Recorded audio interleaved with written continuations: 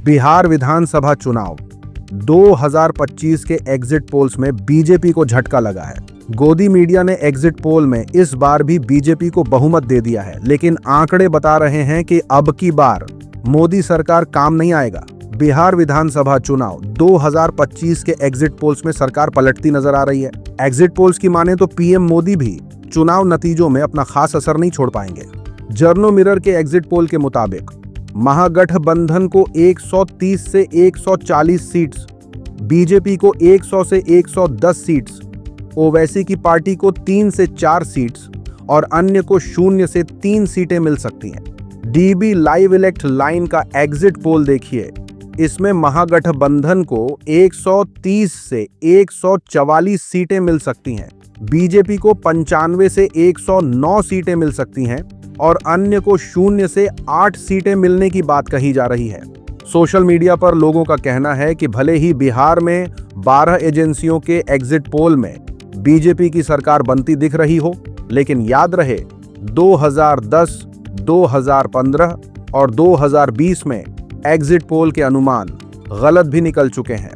लोगों ने यह भी कहा कि बिहार के मामले में अनुमान अक्सर गलत ही निकलते हैं, इसलिए गोदी मीडिया के एग्जिट पोल्स को गंभीरता से लेने की जरूरत नहीं है। विपक्ष के नेता राहुल गांधी ने कहा कि ये मोदी मीडिया पोल है, एग्जिट पोल नहीं है। बिहार से अगली अपडेट देखिए। बिहार विधानसभा चुनाव 2025 में ओपन इंडिया के अजीत झा का फर्जीवाड़ा सामने आया है। अजीत झा का 3 जगह का वोटर आईडी है, उनके पिता का 3 जगह का वोटर आईडी है, उनकी पत्नी का 2 जगह का वोटर आईडी है, उनकी मां का 2 जगह का वोटर आईडी है। अजीत झा ने दिल्ली, हरियाणा और बिहार तीनों जगह के चुनाव में वोट किया है। ऑल्ट न्यूज ने दावा किया है कि बीजेपी के 2 नेता और एक कार्यकर्ता को पकड़ा गया है। प्रभात कुमार बिहार और उत्तराखंड से वोट कर रहे हैं, जबकि संतोष ओझा और नागेंद्र पांडे को बिहार और दिल्ली से वोट करते हुए पाया गया है।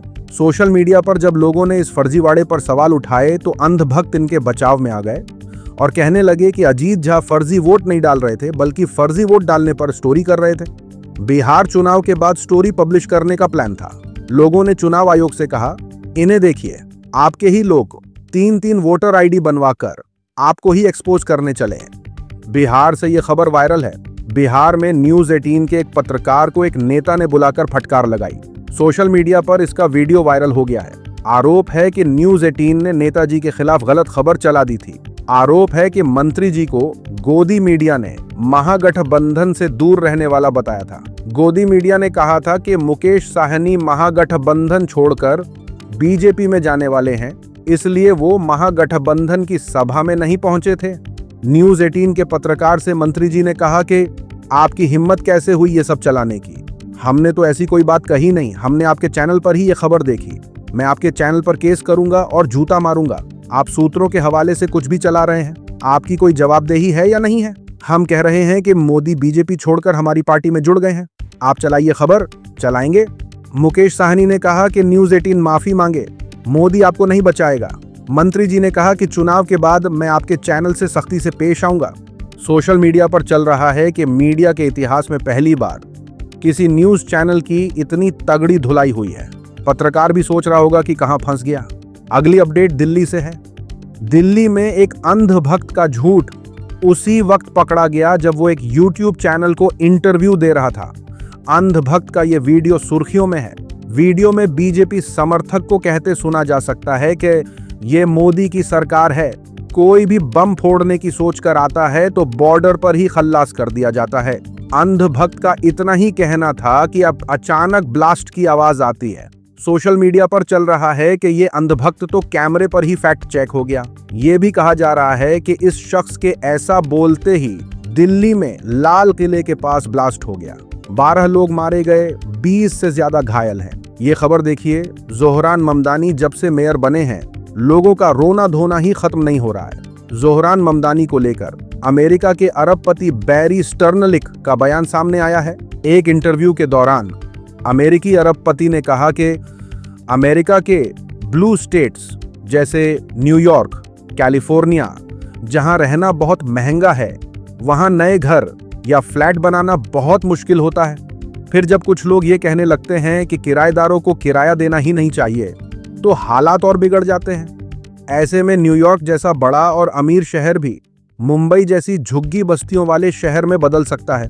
सोशल मीडिया पर लोगों ने अरबपति के बारे में कहा कि ये लोग सिर्फ अपने बारे में सोचते हैं, लोगों के बारे में नहीं सोचते जिन्होंने इन्हें इतना अमीर बनाया है। लोग ये भी दावा कर रहे हैं कि ममदानी की जीत के बाद इस शख्स ने शहर छोड़ दिया है ताकि ये टैक्स देने से बच सके। अगली अपडेट एक्टर धर्मेंद्र के हवाले से है। एक्टर धर्मेंद्र की तबीयत खराब होने के बाद गोदी मीडिया ने जो रायता फैलाया था, उसके बाद उनकी जमकर ट्रोलिंग हो रही है। अब दिग्गज एक्टर धर्मेंद्र का भी बयान सामने आया है। बॉलीवुड एक्टर धर्मेंद्र की हालत अब बेहतर है। 12 नवंबर की सुबह उन्हें हॉस्पिटल से डिस्चार्ज कर दिया गया है। उनके परिवार ने उन्हें घर ले जाने का फैसला किया है। आगे उन्हें जो भी मेडिकल अटेंशन या ट्रीटमेंट चाहिए वो घर पर ही किया जाएगा। एक्टर का एक वीडियो सामने आया है जिसमें वो कह रहे हैं, दोस्तों जिंदगी बहुत खूबसूरत है। इसकी खूबसूरती को बनाए रखने के लिए सेहत का अच्छा होना बहुत जरूरी है। सेहत का ख्याल रखिए और नेक बनिए। ये खबर देखिए। दिल्ली धमाके को लेकर सुप्रीम कोर्ट के फॉर्मर जज मार्कंडे काटजू ने गंभीर आरोप लगाए हैं।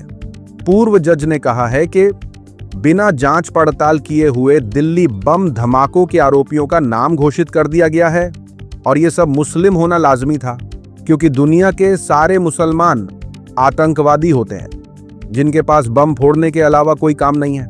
ये रवायत बन गई है।